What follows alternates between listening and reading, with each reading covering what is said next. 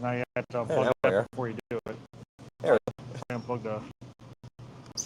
Yeah, unplug it back in. Go ahead and go in and check, and I'll get that ticker straightened out. Oh, I got you. Yeah. Yeah, just give me a thumbs up by the door, and we'll know. Did you unplug it? Yeah, you'll be fine. Good morning, one and all. We're working on the audio. We're just making sure it's all set. We've been having some issues with, especially with Facebook in general, trying to get the audio to work. We had a lot of issues at the beginning, and it kind of went away for a little bit. Now it's back again. So we're just making sure we're doing that. If you're joining us today, don't pay attention to the ticker. I'm going to edit that here in a second. But we are going to be reviewing the Black Widow Tout V1 as well as the Hammer Maximum Effect. So hopefully you're getting to hear a little bit of this today as Chris is checking the audio for me. If it does not work today, then we'll have to unplug it, plug it back in, and all that good stuff. So just bear with us as we're working through that. So let's see. Terry, can you hear us? Come on, Terry.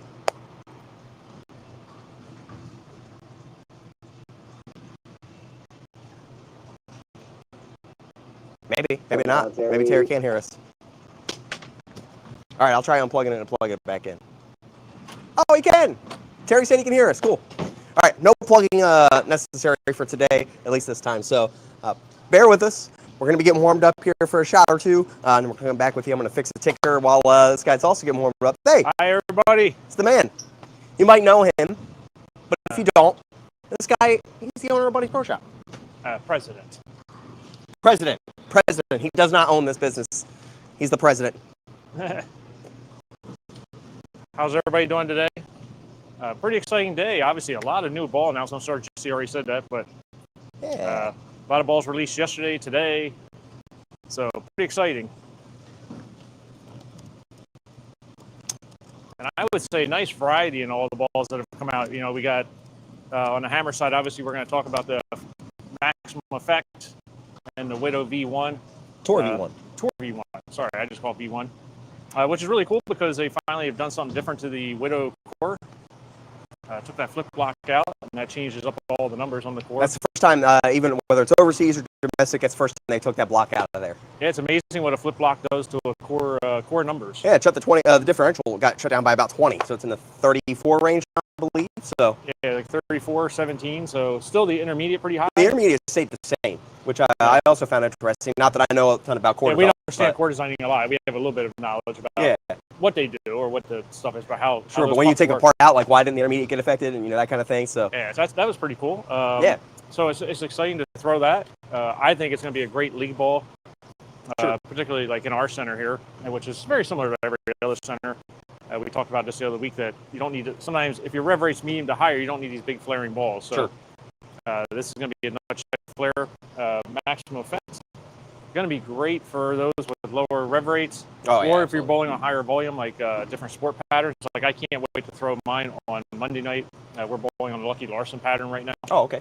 And the Equinox has been great there, but with some surface, so I'm interested to see what this ball, if it will give me more area than the Equinox. So I feel like I'm a little tightly strapped in the middle of the lane there. Sure, I was going to say, when I first threw mine right out of box, oh my God, this thing, it digs. It absolutely digs through the middle of the lane. So it is lane shining up a little bit on my end. Chris just drilled his up, so he'll get to. Mine's fresh. Yeah, he'll get to see the fresh surface on both of those.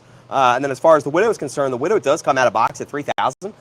Me personally, I'm not a big 3,000 fan. So after a couple shots being a little in and out on it, I actually ran my 1,000 pad over top of it, and it kind of smoothed things out for me too. So that's just personal preference. It's going to depend on obviously your game as well as how much friction your center surface has. Yeah, different types of oils. We talk about lane shine sometimes, or how ball cover stocks get a little slimy. That comes down to different oils you use too. There's some places we go bowl and we're like, man, the balls are like slimy.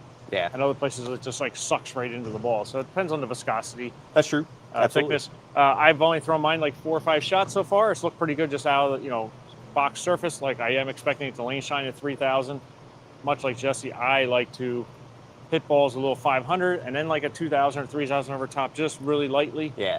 But I like to put some teeth underneath to make it hold up a little bit longer throughout a block. Sure. I was going to say, if I have a ball that is sanded, I'm going to make sure it's sanded. And then if I have a ball that's supposed to be polished, I usually just keep it as shined up as normal. I don't even think I touch my polished equipment ever from the time I get them. So yeah, like some a little different. I do like to put a little more surface underneath than most people do. Sure.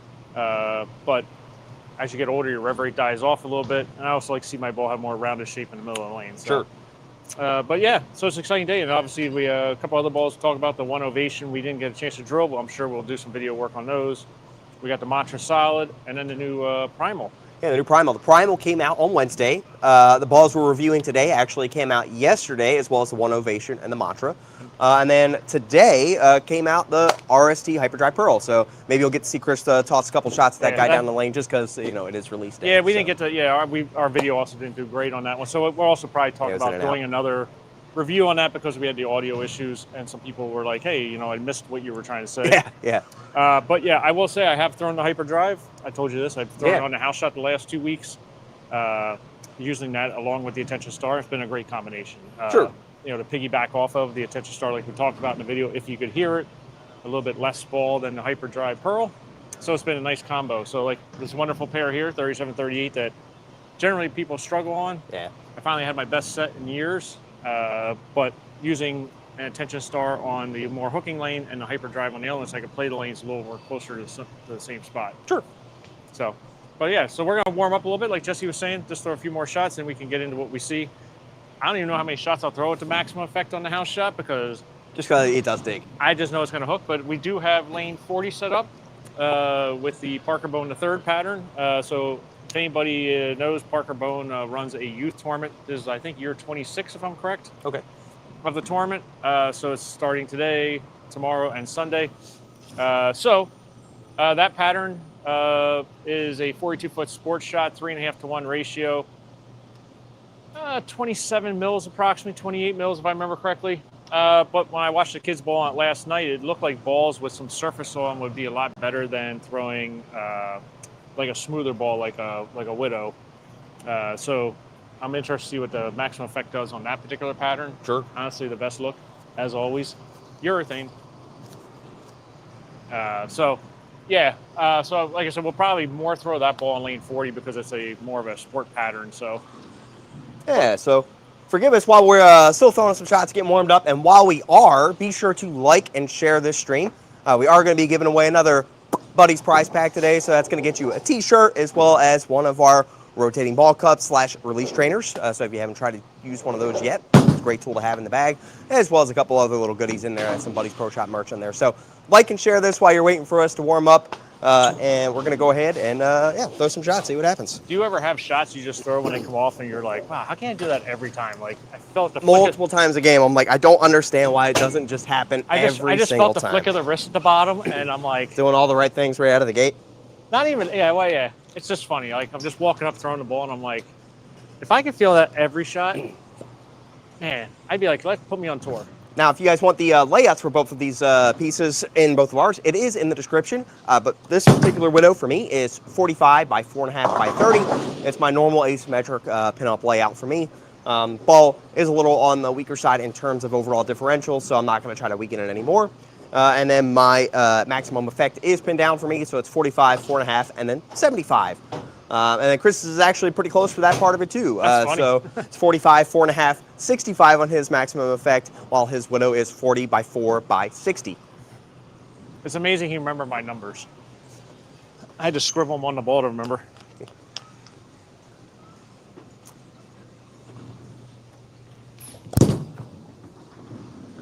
I will say just a few shots. Obviously the lanes are pretty fresh, back ends are a little crisp, but sure. 38, the ball is changing direction pretty hard.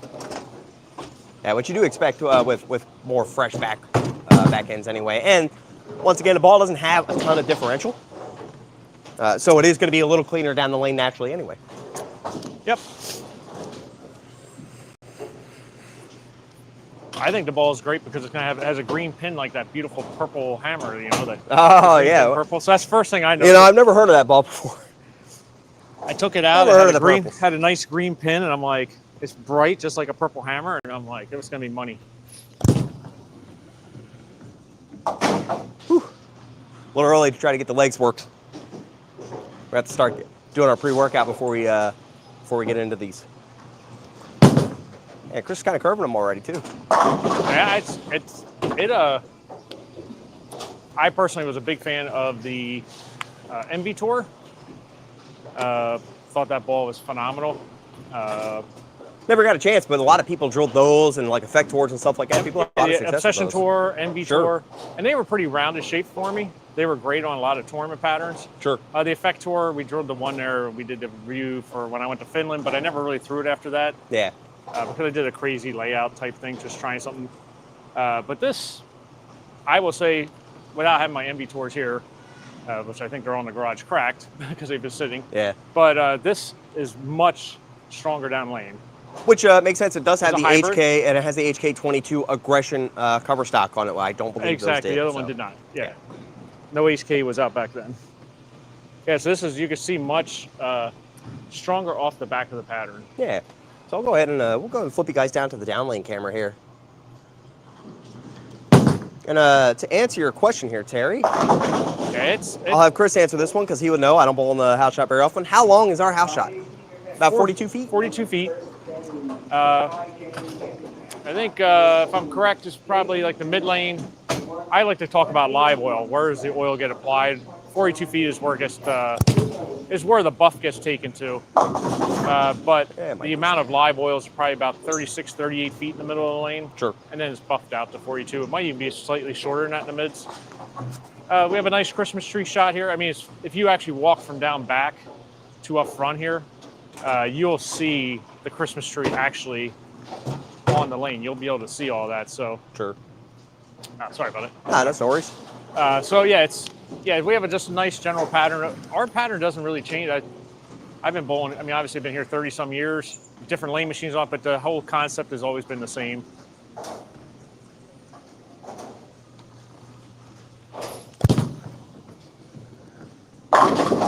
Some houses like to do the big 10 to 10 block, total fry outside a second arrow. Yeah. Like just total burn. It's too We much. don't really have that. I mean, I feel like the gutter hook's enough here already. I don't need to help it. I feel like our gutter is wiggly enough you can still wash out.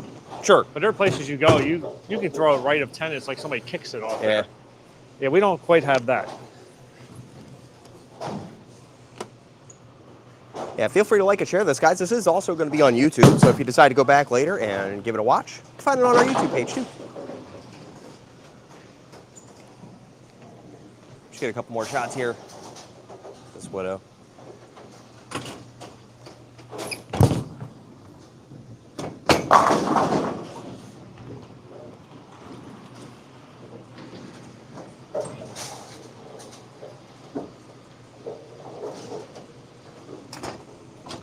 Guys, feel free to let us know in the comments if you have any questions or anything like that about any of the current releases that are out, or any of the releases that we're talking about. I just figured I'd demonstrate. If you get it way right on ours, it doesn't always get back.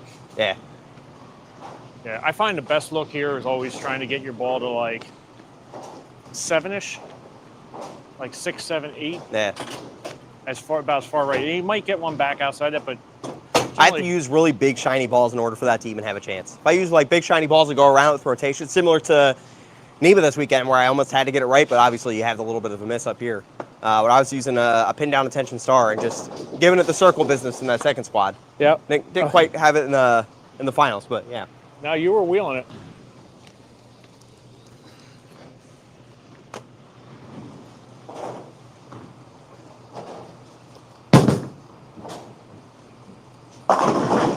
You know, other balls that are similar to this right now are the ions.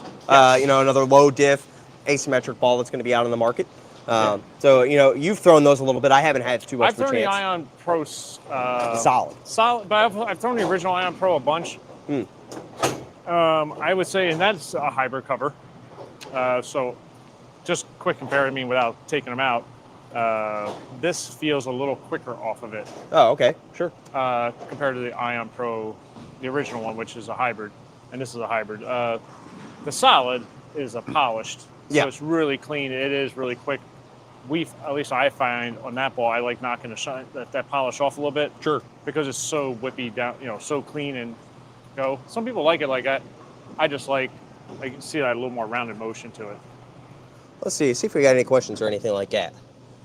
Let's see. have been a fan of the B7 stuff lately. If anything, I've only become a fan of it lately, so can't necessarily relate on that end. But yeah, I agree. The Widow is definitely something that's going to turn some heads, just because of, that gas mask core has been known for so long, and then the fact that we're just taking the dip down a bunch is also interesting to me. So this is nice. yeah. Thanks again, guys, for tuning in. Be sure to like and share this. I do want to get somebody. One of you lucky viewers is going to get today a Buddies merch pack. So you're going to get a t-shirt, maybe some chamois, maybe some other stuff in there. The Buddies release trainer is also going to be in there. So like, share, stay tuned. You want to hear your name. Throw some more shots here with this Widow. I'm going to go flip you guys back to the down lane camera for a shot or two. Now that we're starting to get a little looser, see these things go through the pins. Both of us still throwing our Black Widows. Oh, jeez. Chris's pin's a little lower than mine right now. I just threw that one so bad. Let's see here. My shoulders don't rotate very good in the morning sometimes.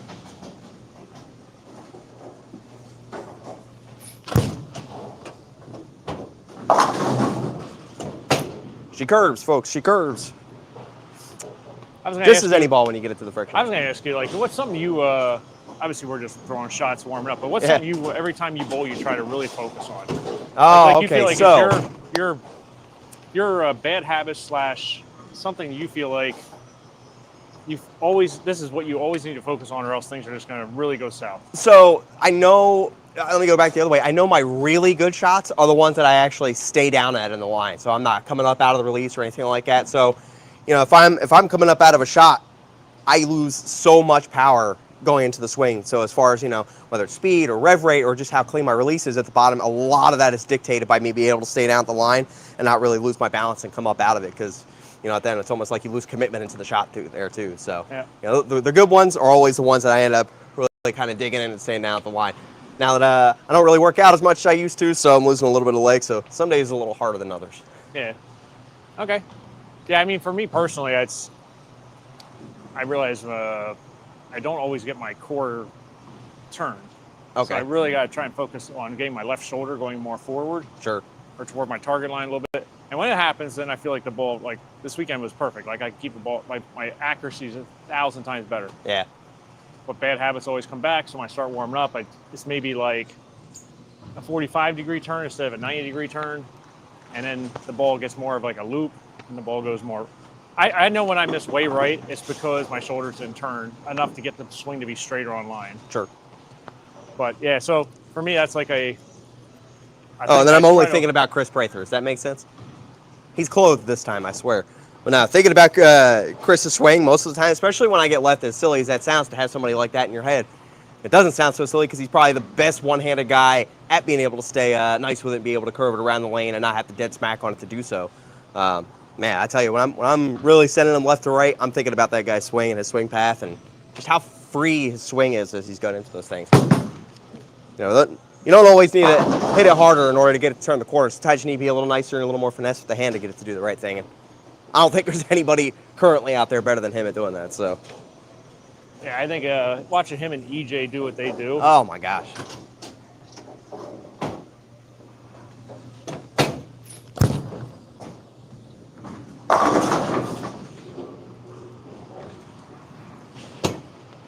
Yeah, him, EJ, our guy Andrew. Yeah, there's those three guys, when they get left, they just make it look so effortless. It's insane. It's insane. And some of them can create so much area just by the little tricks that they end up having. You know, they make tough patterns look pretty easy when they know what they're doing and know how to get the lane to play along.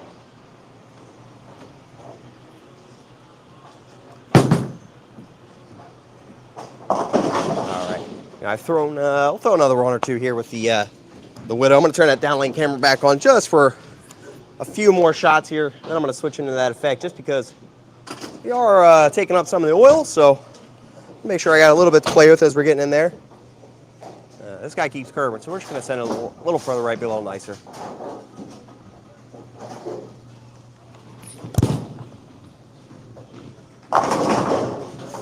Maybe rotate it a little bit.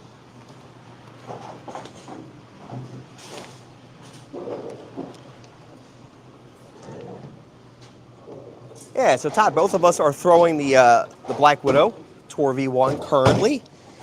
Mine is my normal pinup layout for my asymmetrical equipment, 45, 4.5, 30.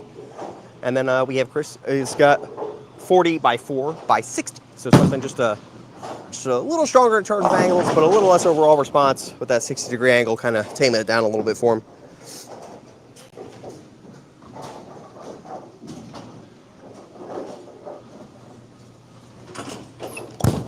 Yeah, that one's got a little more rotation to it. There we go.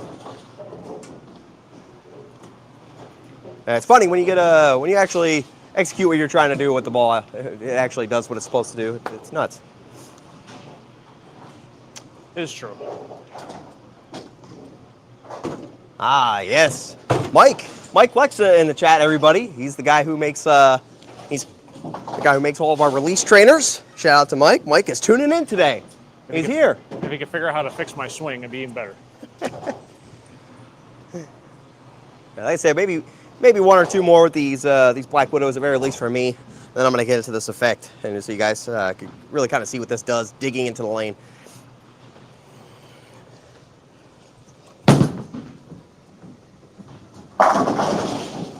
It goes.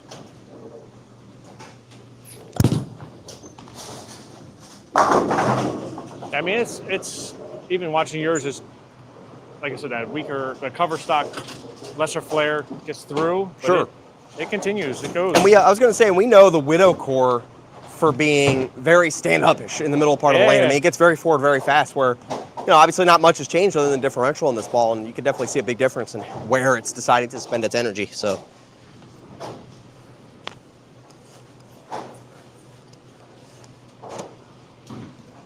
And I always recommend people to try their ball out of box, regardless of what ball you're throwing. Try it out of box and before you decide to change the surface on it or anything like that. Where me, I did try this out of box.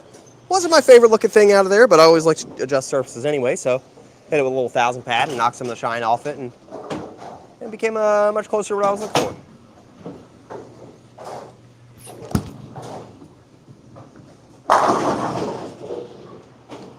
Yeah, real quick, if you want to spring the camera around, let's talk about the ball flare real quick. Absolutely. So see if you guys can get a good view of that. Yeah, there you go. So the flares are really tight. I mean, that's a 40-degree first angle, which is one of the smaller ones you normally. Sure. But with a weaker core, you can do that. But flares are really tight throughout the ball. So that means it's going to get through the lane a little bit cleaner. Versus the Widow, which is, the separation of the flarings and the Widow are gigantic. I mean, it's probably one of the biggest flaring balls. Yes. Biggest flaring cores, especially, that we've worked with in years. All right, one more with this Widow. I can't always put it down when I'm striking, One more at that, and I'll switch over to the effect on my lane and see if we can get going. Oh boy. Like somebody kicked it off of there.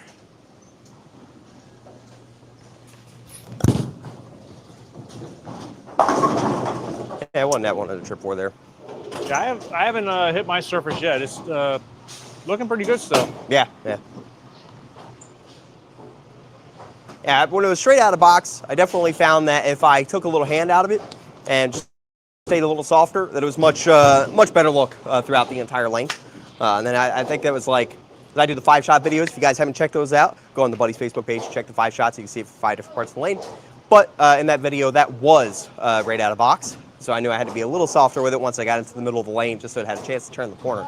Because I do it pretty much right out of the gate. I don't let the lane break down too much. So, all right. So that one there, I went back like 5 right, brought my eyes in down lane like 5 boards, just to keep it up in the puddle a little bit more. Sure.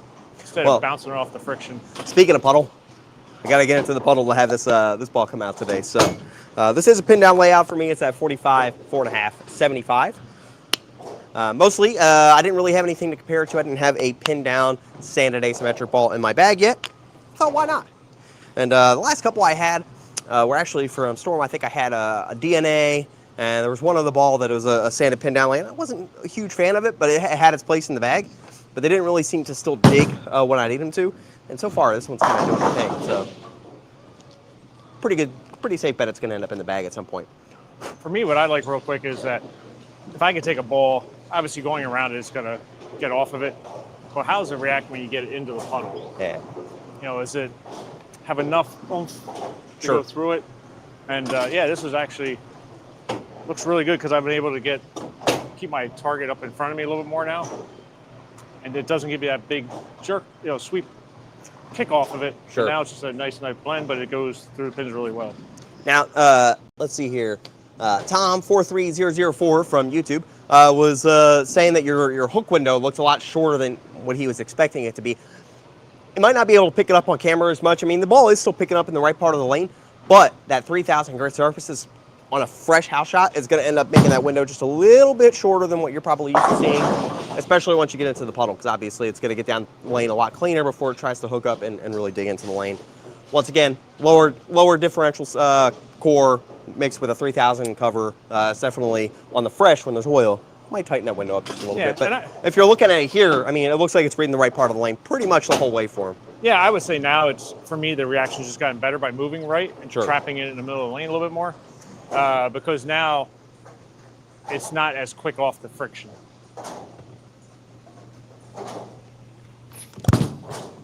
I got that one a billion right. So instead of playing it to the hook window to the right, trying to keep it more up into the oil, so it's a little cleaner, gets a little bit longer. Guy knows what he's doing most of the time. A great bowler in New England, Bill Webb, said to me one time, play the track, it hooks in every building. That's true. And that is true. It's so true. You end up there 90% of the 95% of the time that you're going to bowl an event anyway. You're going to end up in the track at some point. I don't care what pattern they put out, or at very least you're getting it to the track area down lane. We're not always dead swinging it. There are a few events where you end up having to do that, but yeah, a lot of the time you end up in the track area. Yeah, that's Chris is still throwing. That's so much better because I mean now So let's see. It gets just like I said off the friction. It's so quick, which is pretty cool. But yeah.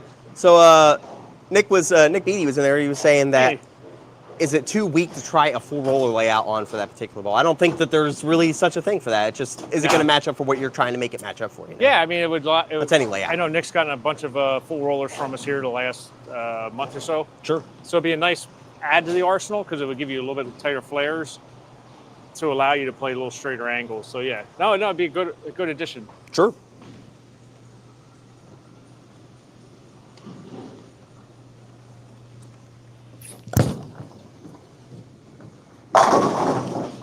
And again, being asymmetrical really helps with the full rollers. Yeah, if you know anything about full roller layouts, at least the way we do them here, the asymmetrical equipment makes it very easy to predict where your bow ties are going to be on that ball, which is very important to make sure that those full roller guys aren't rolling over the holes.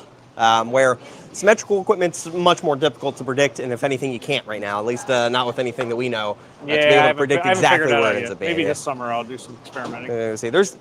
It's out there. We just got to figure out exactly how to go about doing it. Maybe maybe it has something to do with the RG and core numbers in there and how that would mix in with the layout to be able to actually figure out what that bow tie is going to be. Yeah, I think it's because an asymmetric ball has more, obviously, the defined asymmetry to it. Sure.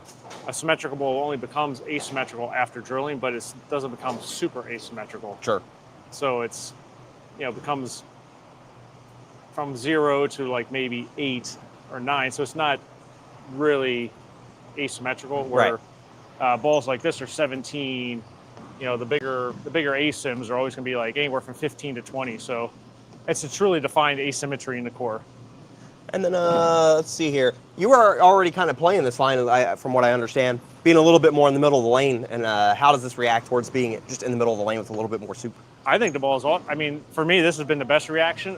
Going around the lane was pretty cool. I mean, you could just see it kick off of it. Yeah. But now scoring up and keeping it in the middle, I mean, generally speaking, anybody watching me on 38 in every ball review, if I try to play in there with any ball, it becomes Plaque 10 City. Sure.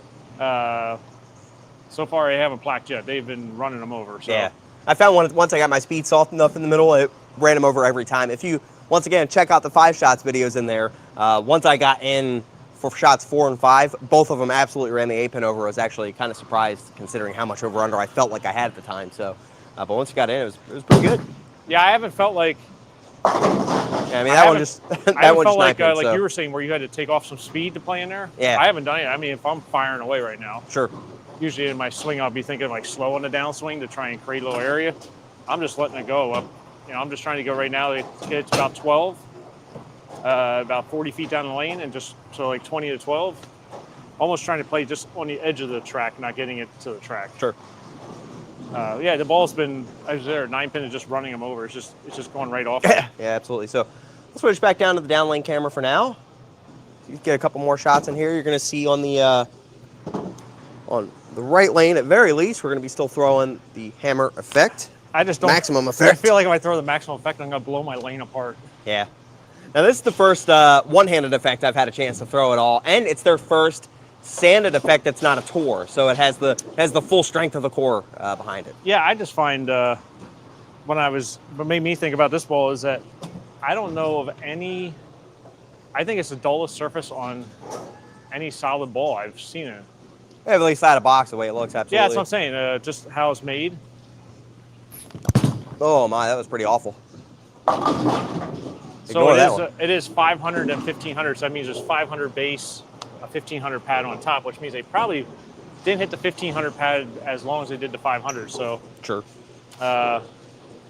It's pretty chalky. I mean, this is something I would do to my ball myself. So, but generally out of the box, when you get any ball, it's gonna be 2,000, 3,000.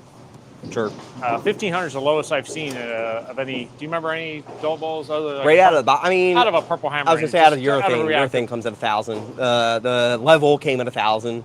Yeah. But yeah, any reactive ball, high performance ball, yeah. Yeah, any high performance reactive ball absolutely is at maybe 2,000 at the maybe one of the most. DB8s was like that the one time. Maybe the Hater or something. Or like Hellcats. Yeah. Those type of balls. Those were very chalky too.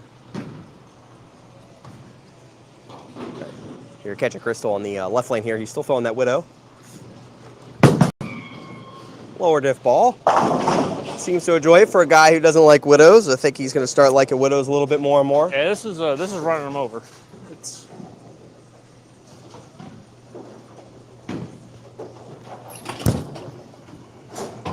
that was pretty forward once it got there. It does dig. What I'm going to do is Definitely I'm going to jump over to lane 40. We're going to hop over to 40, you said? Yeah. We might move the camera then, too. That's right. Let me just warm up a few. Say what time we got there. We got about 11:00. About 15 minutes. Come on, cycle. Cycle. See if we can just... All right. Again, I have not bowled on this. I just this is the Parker Bone III, his junior tournament pattern.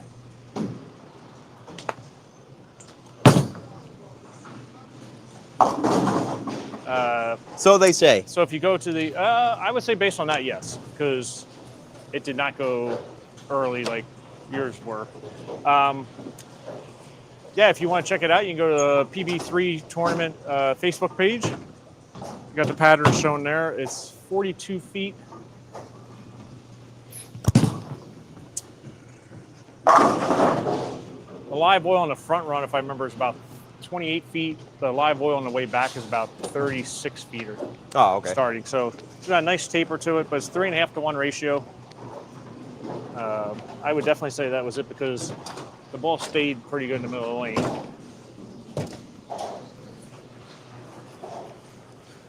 Let's throw another shot here. So I wipe the flare rings. I'll show you guys the flare rings on the maximum here. And just might be because I have probably, I don't know, 2 games on this by now, 2-3 games. So just watching yours and the difference, looking at it down lane of how chalky that ball looks right out of box. Yeah. Man, the funny thing is yours gives like a chalky lane shine. It's like yeah, I would say that. It's not like a polished lane shine like sometimes. It's like sure. It's like a dirty looking. I hate to say it, dirty lane shine. I guess you would say. Yeah. So here we'll get the down lane camera on there for you guys.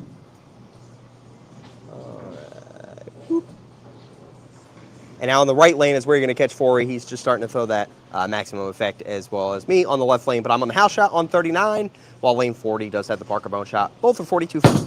But there's definitely a little bit of a difference in there. And you can just see, I don't know if you guys can pick it up or not, but man, that one on lane 40 is just absolutely digging.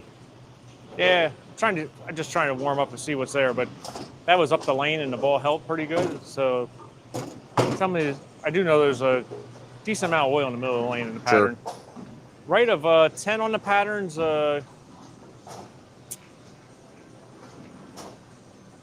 has some oil.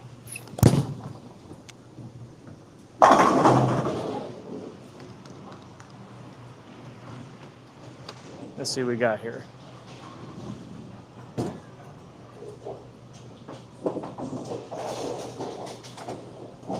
And Louis, what would be the difference when you have multiple righties on your pair? Now, might need a little clarification what you're asking for there. Obviously, if you have multiple righties on the pair is going to transition much faster. You're not going to see as crazy of a change if you're throwing something with lower differential like the Black Widow. I feel like the Black Widow would keep you in the area a little longer if you have multiple righties in the pair. But at some point, everybody's going to have to migrate. If you have a lot of right-handed bowlers, depending on the rev rate there too. So, yeah, I just in general, I mean, our house shot, I only bowl in a doubles league, and I can tell you, even just the other night throwing shiny balls, I was 10 left by the third game. From where I started, I know we have like 5-man leagues here. I can't imagine bowling a 5-man league on a house shot. Not anymore. I know guys talk about them hooking. The problem is they become so cliffed. Sure. And if anybody knows what we talk about a cliff, it's just when you talk about a cliff, it's that you burned out the track area of the lane so much. So the track is generally, let's just clarify that too, because I had some kids ask me that this weekend. It's usually between the 7 and 12 board. But why is that? Because when we teach somebody how to bowl, we say hit the second arrow. Sure. So pretty much everybody tries playing the second arrow, and almost every house shot ends up fading to that spot. Exactly. Right. The oil starts out very low at the 1 board. As you get toward like 10, it begins to get a little higher, and then you get to like 12 board, it becomes like a puddle. Yeah, so it kind of forces you into that area right out of the gate. So they force you to the second arrow already. So the track is generally 7 to 12, and even if lanes aren't oiled that way, the lanes have been broken in so much, your lane beds, even though they're synthetics, they still have more wear in that 7 to 12 board area just from the amount of usage. Sure. So that's usually going to be your highest friction spot or dip in the lane for topography. And that's right. You could put a flat pattern out. It's still going to end up being in that same spot. At some point, it's going to get to that spot. Yeah. So we talk about the track a lot, and so in our 5-man leagues here, you're going to have a variety of styles. Not everybody's two-handed or high rev rate. You have, old school knuckleball guys. They play 10. They find a way. They still find a way, and it blows my mind. I know how to do a lot of tricks. Yeah, they'll play closer to more like 7 to 10. Yeah. And then you have the higher rev rate guys are going to start more like 15 to that track down the lane. So what happens is, because everybody plays that one part of the lane and right of it, it gets so burned out because there is nothing right of like 5, so it becomes like a 12 board burnout area. But left of 12 is where they piled all that oil. Yeah. So now you gotta find out how to manage the middle of the lane. And then spare balls going down the lane, you drag it a little bit, and now Sure. you become having, like, I call it a runway. You have like a long oil strip down the middle of the lane. And if you get it to the right, it bounces off of it super hard, Sure. but then you catch the middle, and because the front of the lane, because of the higher rev rate guys and stuff playing left of the track to start off their hand, they burn up the first 5-10 feet of the lane enough, which obviously has a lot of oil too, but Sure. they take it down. So now your ball, we call stands up or loses energy, and it takes, the ball now has not enough energy to get down. Like we could see on 38, because I'm by myself and I'm using a weaker ball, I can get the ball down the lane on a line and it has energy to tip over. Right. Well, when you bowl in your house shot, that part of the lane's beat up. Yeah. And they just destroy it. So now when you get to game 3, your ball stands up in there because you have to get in there. Sure. But now because the front of the lane has lesser oil than it had to start, your ball stands up, and as it goes down the lane, because now it hits all the oil in the middle of the lane, it now hydroplanes because it's lost energy, and now we call that being cliffed or over under because. And this is why I don't bowl house shots anymore, man. Oh my goodness. Yeah, There's more to staying striking on these sometimes than there is on something that's 3 to 1 or less. I find that when we bowl like sport league in general, it's as you bowl the blocks, or even like a NEBA, which obviously is a lot of challenge patterns or sport shots anymore. Generally speaking, the pattern gets easier. Sure. Generally, not always. It will get easier because of the more of a blend or flatness that the oil left of the track isn't super. Yeah, it's not a ton of predominant. volume, yeah, in comparison. Yeah, so it's more blended, so you can see the shape of the lane better. Yeah. Yes, if you're not a tournament player and your accuracy or it's not consistent, yes, you don't see that. But for us, trust me, I'm not super accurate, but I have no problem admitting that I'm a spray can a little bit. But but I can see the lane a little bit better. Sure. Yeah, it makes it, to me, it makes it easier. So, yeah, I watch guys here in our 5-man league. And They're it's not only here, it's everywhere. Whatever. Yeah. You're like 240, 240, and then the average. Yeah, I'm amazed their averages are as high because I watched the last game and it's like they keep it in the middle, black 10. They get it right. It's a weak 10, really weak 10, or it's big 4. Sure. It's just really that's what we talk about over under. So yeah, it's an interesting dilemma. I feel like Parker's pattern now, he's going to re-oil after every squat. I think it's 4-game block if I remember correctly, or 5-game. I know Christian bowled last year, but it's going to be 4 or 5-game block. So it's not going to. Sorry, am I out of camera view? Sorry about that. I'm here. Yes, he's here. I do think like a Parker's tournament on the patterns on lane 40. They won't get super cliffed, even though there's a lot of oil in the middle of the lane, across the entire lane, but particularly stretched in the middle from 10 to 10. I think a lot of the boys are going to throw urethane. I told my girls to throw urethane. I think it's the best play. If you know what you're doing with it, then yeah, I think it's the best play because you can get a little bit right of the track and it hooks back. Or as I told one of our juniors girls on Junior Team USA, I said, hey, or you need to take a sim ball, put some surface on it so you can blend out the middle of the lane, blend out the shape of the lane a little bit. But so you get that urethane reaction out of your reactive, so you get more of a mid-lane hook. So yeah, for people who don't have a lot of hand, that's a really good option to dive exactly. into. But to go to Todd's question, he asked if the effect would be a good. No, you're fine. If it would be a good transition ball. And I find that if you're going to be in a ton of volume, especially if you're going to try to stay ahead of the transition a little bit, then yeah, I mean I could see that working out for you. But maybe not necessarily right out of the gate. Allow it to kind of come to you just a little bit. It's a very aggressive ball. Yeah, I would think, like we were talking about this the other week, and we even had a customer email us saying, like, hey, I need a ball to get into that 10 to 10 strip they put in my house shot. I think this would be it. You don't want to start with it there. Sure. Because I think when you try playing in the 10 to 10 in the middle of the lane to start the day, generally it's going to be pretty flat. A lot of these houses will go like 10, and they put the big top hat. Yeah. Well, it's flat in the middle, so it's not blended in enough yet. So. But I do think as the day goes along, the night goes along, where people have now chopped off the edges of the top hat a little bit to create a slight little crown, that now you could take a bigger ball if you're a medium rev rate person and you feel like you get trapped when you get into the middle, when you have to go left because you don't have enough hand or ball to get it to cut through that swamp, and you don't want to feel like you have to wheel it to the dry to get it back. Right. I do think this would be probably a very, very good option. No, I absolutely agree. So we'll move this camera over here too. See if we can get us both in there at the same time. You don't have to jump over to me. There we go. And Chris is bowling on the Parker bone pattern. It's 42 feet. It's about 3 to 1, he said. And I'm on our house shot on lane 39. So let's go back to these down lane cameras here. See if we can watch that ball dig through. Got pretty forward pretty quick there. The problem when you get old and you stand around and talk, the lower back gets a little stiff. I'm going to climb just a little more into the middle of the lane than I've been. That's where I usually like to do a couple warm-up swings.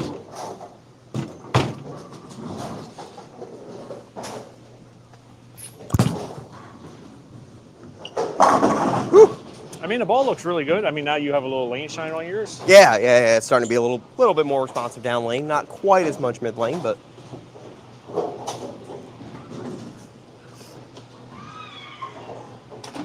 They always got a lot of cheering going on down there. Lots of cheering down there. Those folks down there in the senior league are having fun.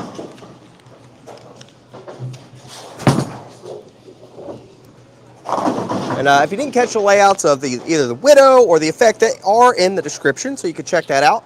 I did not put the link in the description for the website, but you know where BuddiesProShop.com is. And the reason I didn't is because I didn't want to get throttled. I didn't want them to kick our stuff for having links in it. I had them send me a thing about that. So.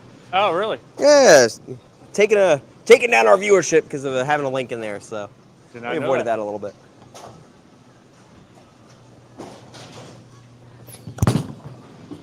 That one might run it over. That one went pretty hard. One more rotation there. I've thrown some shots here where I've only thrown like four shots altogether, but the last two I've tried to go a little bit more left, throw a little bit to the right, but I think I'm gonna square it up a little bit. Still try to get the ball to like 8, 9, 10 at like 38 feet. All right, he's jumped back.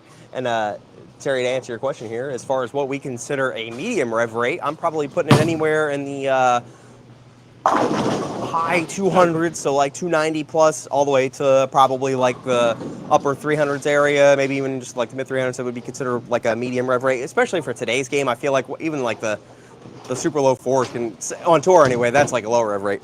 Yeah, But yeah, medium rev rate probably in the upper twos to anything in the threes. Yeah, when somebody really. comes in the shop, I think you said like higher twos. I usually look at like 350, 325, 350 up to like 375 is like I consider medium. When you get to the 400, I think you're medium to high.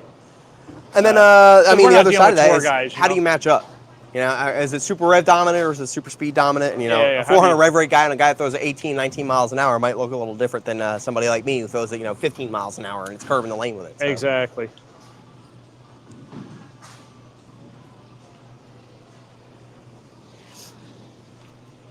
Watch Chris throw another one down the lane here. And Chris's layout on this one is 45 by 4.5 by 65. Mine, 45, 4.5, 75. I need mine to go down Can't get the love a little tap. bigger. Get that last angle. So I'm going to keep working in the middle of the lane here. Maybe not get this one so far right. Let it play around with the puddle a little bit. A little closer. Yeah, so far this is working out the way I thought. I'm just trying to play, just trying to get to the right into the track, like I said, 8, 9, 10. And if you didn't catch it, Chris is bowling on a Parker Bone Sport Shot pattern. It's 42 feet, roughly 3 to 1. Yep. While I have on the left lane, the house shot, 42 feet as well, just not quite 3 to 1.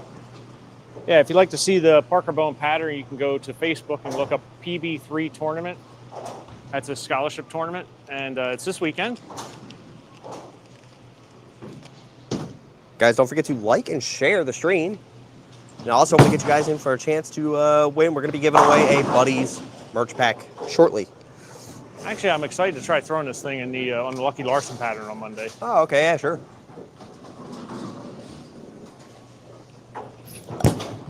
And we got a little bit further right. Yeah, still do it. That's part of the reason I drove mine like pinned down, because Yes. usually the big balls pin up for me. Just they stand up so quick. If I'm bowling on like a heavy volume, if I knew I was bowling on something like that, well then I do want the pin up balls. Sure. If I know it's heavy volume and the volume is stretched out, then I would want something like that to pick up a little bit more, a little earlier. But sure. Because I know letting us be more Sport usable League and stuff like that, it's just and that I've used some pin down balls in the Sport League already the first 2 weeks. I figure if I'm going to try it in League, do this, even though I only got one more week left of the Lucky Larson. Yeah, I agree. These, making these balls pin down is definitely going to make them more usable for guys like us, especially in higher friction centers. I don't often find myself in the big balls these days. Not in something like the RST something like the RST Hyperdrive. Like I barely use that ball just because I never see enough volume for it to really have to shape the lane the right way. Neba, we haven't been bowling on too many things. Even the longer stuff hasn't had a ton of volume and it hasn't been like a lot of live oil, like you were saying. We bowled on, we did bowl on that one. It was like 34 mils, but sure. The lane beds were super fried. So.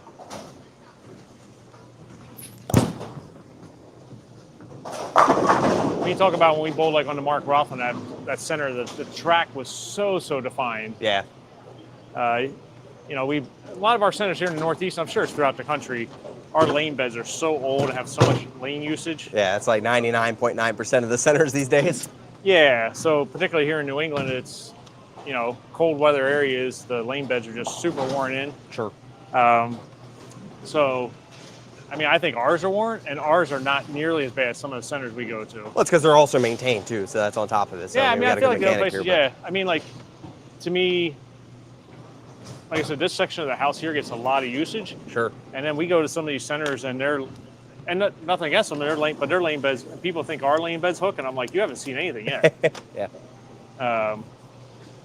So like Jesse said, for me personally, when I bowl on lanes that have a lot of hook in the front of the lane, I like to throw pin down balls particularly because they help the ball retain energy, get down the lane easier. Most of the time in our events, I've started with a pin down ball just to keep it in front of me a little longer. I sent that to the moon, and it came back. Yeah, a lot of times I'll start with the new thing I did, like if anybody's been watching the reviews for a while, I'll start with those medium pin balls I had. That's where the pin was like, for me, it was next to my ring finger. Sure. Just because of my PAP. And I really don't throw anything that's like crazy pin tall. They're always going to be like, the highest I've thrown lately is like pin medium. And then, like I said, a lot of times my ball's going to be pinned down, like at last angle, it's going to be like 60 to 70. Sure. But so I like starting out with the medium ones just to get started and then go to the pin down. But like even here, we bowled Nebo on a 48-foot pattern, and it was like 48 feet, and it was 1.5 to 1 ratio.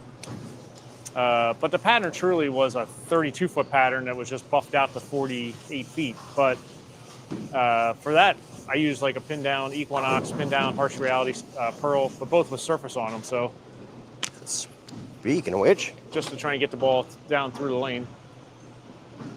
The shot here is left lane, keeping the oil a little bit. I wanted you guys to take a look at the flare rings on the effect. For those of you who just like to see it, whether you know what's going on, it doesn't matter. I like to see what the flare rings are doing. So we'll definitely gonna keep this in the middle of the lane, get some oil on it.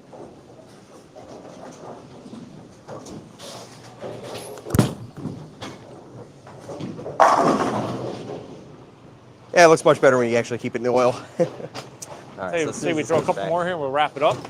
Give a good hour. Me, I just need to. Whew. Let's see what we got here. You're gonna see me warming up while he's once again, the ball. And you're going to be the one to talk about this is since pin down ball on an asymmetric ball, and talk about the flare rings and how they just get wider as you start to get towards the back. So yeah, so you see Jesse's flares stay a little tight, and then they start.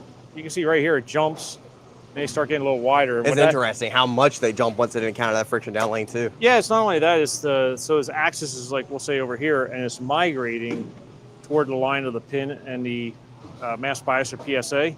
So as it's migrating, the axis is going that direction, like my finger is. Sure. That's your ball flaring.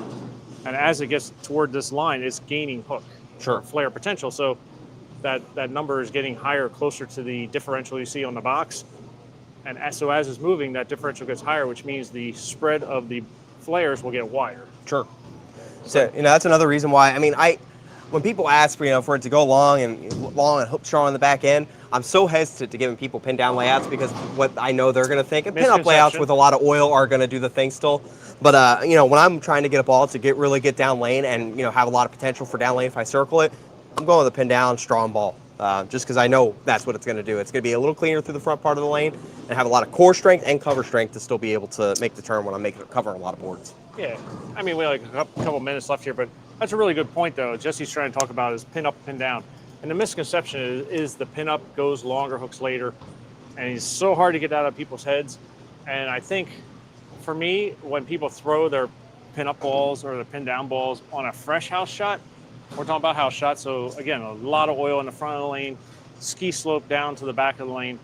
Yes, when you throw that pin up ball at first, because of all the oil in the front, the pin-up doesn't stand up like it normally does as that oil depletes. Sure. So it gives you that skid flip look. And then when you throw the pin down one, because the core is a little weaker, it takes longer for the pin to transition to the vertical axis line. Well, again, one day we'll do a little math project for you.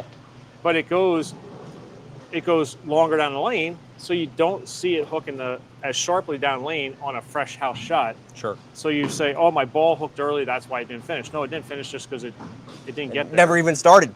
It never started. But what happens at the end of the night? We just talked about the lane getting cliffed and everything. Well, those pin-up balls, because the friction in the front of the lane, all that oil is now depleted, and the back of the lane is now caught up to it a little bit. It's flattered a little bit more front to back. Those pin-up balls stand up quicker. Sure. That's what happens. The pin-up ball stands up a reason lane faster. So now, when it gets to the back of the lane, it can't finish. Sure. It's lost energy. Those pin down balls now will glide through the lane again because the pin will stand up later. Sure. And now you get the motion down lane. But because everybody gave up on them in practice and they go, oh, that pin down ball never hooked, or it hooked so late because it burned up. Well, it didn't burn up. Like Jesse's saying, it never started. you didn't get close. You know, if you move enough to the friction, it'll be fine. Yeah. But so we and a lot of our staff guys on the tour throw pin down balls. Yeah, especially when we're trying to get in and really kind of shape the lane and use our hands to really Well, rotate as around the it. block, I feel like right as the block goes along. This is one of the reasons people talk about. Let her finish. Announcements. Let her finish up her announcement. But one of the reasons we see Francois Lavoie throwing the full roller layouts. This is a good point here. The full roller layouts put the pin in a position of a pin down. I know it's down by the thumb, but that's not why. But mathematically, it gives him the same last angle as a pin down layout for a normal layout. Sure. So if anybody watches Francois until the last couple of years, he only threw pin up balls. Well, the reason is, once they get rid of weight holes, the reason for that is because his track is so close to the fingers and thumb. If you went pin down, it brings the track up a little higher. Yeah. So you really hit the holes a lot. So if you ever watch Francois, usually the first game or two of a block, he kills them.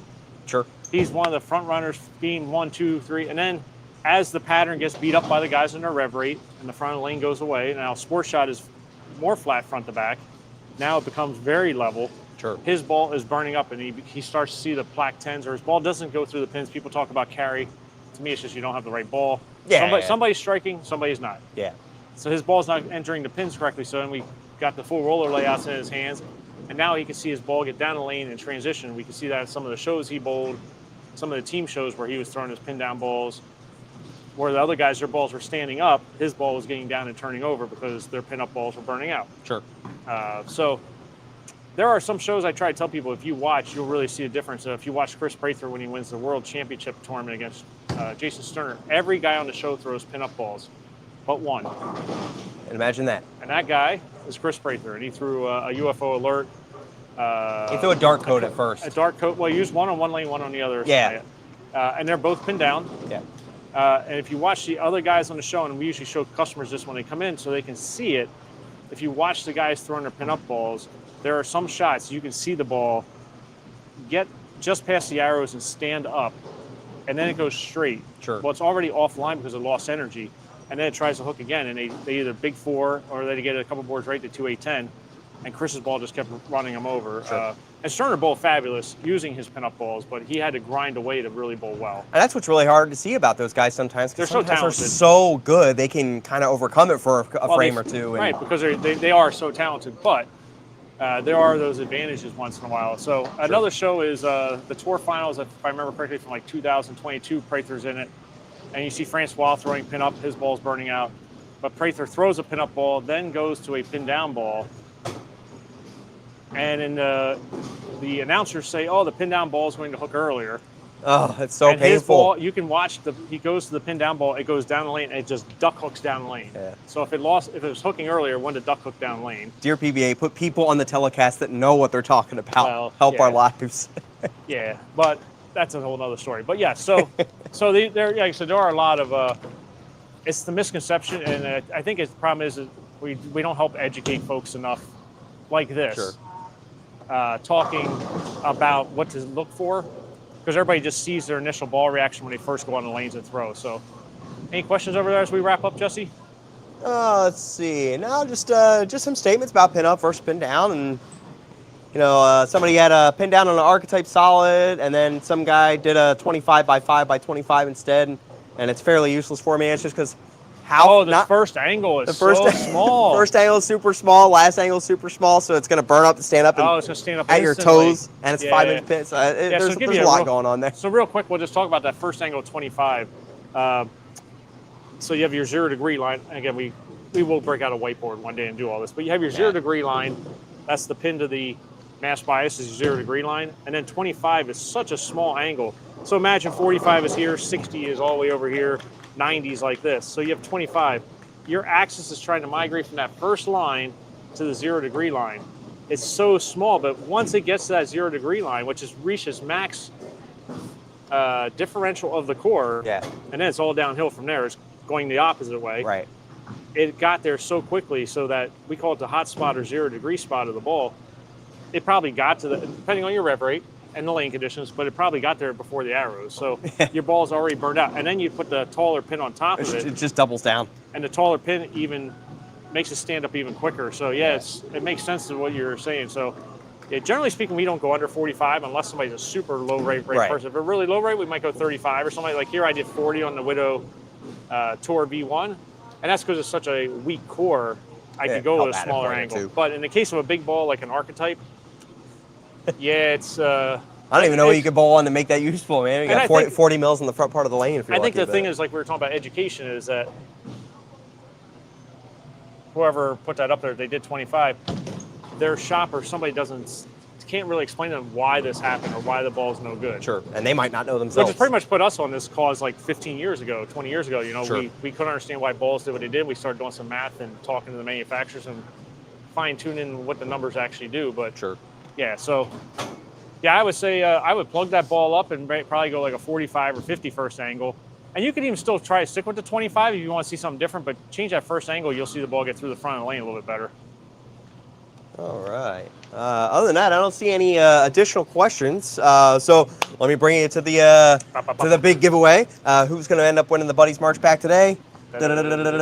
Todd Lundy. So Todd, thank you for participating today. Thanks for watching. We're going to be sending you a Buddies March Pack. Please just DM us or PM us your address as well as your shirt size so we can get this out to you. So. But yeah, congratulations on that one. Thank you for watching. Thank you to everybody for tuning in today. Absolutely. I saw like a lot of comments in there, it looked like. Yeah, we had a lot going for us today. So yeah, feel free to tune in. We're going to keep doing more of these, obviously. So I know Chris said potentially doing a little bit of work on balls like the One Ovation, which did release yesterday. Yeah, we got some other pieces to throw that they've sent. We just need to. Yeah, we just need to put holes in them. Mantra Solid. If you haven't checked it out, obviously we don't have these on sale, but we have Mantras on sale. The original Mantra on sale on the Buddies Pro Shop clearance sale. Please check those out. It's a really good piece of equipment. I think. Sure. Unfortunately sometimes the brand logo on the ball makes them get lost a little bit. There's a lot of things that can make them get lost. I mean, you got to me, we got the Crusher. I talked to this before. We have the Crusher Hybrid on the website on a sale price. That ball is phenomenal. Sure. I'm almost tempted to drill one just so we throw it in a video. Sure. Maybe we'll do a closeout video, you know? Oh, that would be a good idea. Absolutely. But yeah, I mean, the Mantra Solid, but the Mantra, it's really good. Yeah. It's a really good medium piece ball. Like I said, it's a little cleaner than, say, like a Black Widow type ball. Sure. But yeah, really good ball. That unfortunately, there's so many balls in the market. I was texting somebody this morning. They asked me for a list of like good balls. I gave them like 10 balls, and I'm like, and there's so like many more. 25 more, yeah. So. Yeah, there's so many balls to pick from. It really is hard. I mean, just imagine us. We go to tournaments, and I usually just keep the same balls, and I have a pro shop full of balls on the floor, but I really don't swap out because because you know the ball too. It's too confusing exactly. after a while. Yeah, you want to get to know your bag a little bit, and then on top of that, when you have balls like an Effect with a nameplate or the Black Widow with a nameplate, your eyes are drawn to those, and those are the ones that are going to take up the community the most. So, and then balls like a Mantra might kind of get lost in the shuffle. I would say anything that's got a Hammer logo, Storm logo, Rotogrip logo, and Brunswick logos. Yeah. Those four brands in particular, but particularly the first three. Yeah. They are. Yeah, if they make a ball, people are looking at it. If somebody else makes a ball. Yeah, like I said, it's easy to get swept. It's easy to get lost in the shuffle, and like I said, there are a lot of good pieces. That's why we do buy up the closeouts we do. Sure. Hypnotize is also on sale. Check out the website for those. That's another new one we threw up there for you. But there's a reason why we buy up these things, so we know they're good. Yep. And we think they're great value, that you're getting this high performance at a much lesser price now. Yeah, so, not even 120 bucks for some of them. So. Yeah, I mean, pure Envies are like 125, and you can look at the front of the site. All the specials are there. Yeah, I was gonna say, if you need equipment and you need something on a budget, come to us, we got it. I guarantee you that. Between that and the drilling, forget about it. Yeah. So with that being said, we definitely will see you next week. Like I said, we have some polls we could do. I would like to do a re-review of the Hyperdrive because of the audio issues. Because I do think that ball, we did the Hammer one today, but I think a re-review of that one. So the audio was bouncing in and out. I think today the audio was good. Yeah, I didn't have any compliments or comments about that. So I think we'll do something again on that because I think that ball is a nice complement in their arsenal to the Gremlin / to me, it's a much better complement to the Attention Star. It's a little bigger version of that. So similar motion. All right. Well, once again, thank you guys for watching. Once again, tune in next week. We are going to make some announcements throughout the next week to figure out exactly what we're going to be doing. But we are going to have something in store for you. Congratulations to Todd again. Don't forget, message us so we can get you that Buddies merch pack. And have a great weekend. Thanks for tuning in. Thanks, everyone. Have a great, safe weekend. USA 17. 70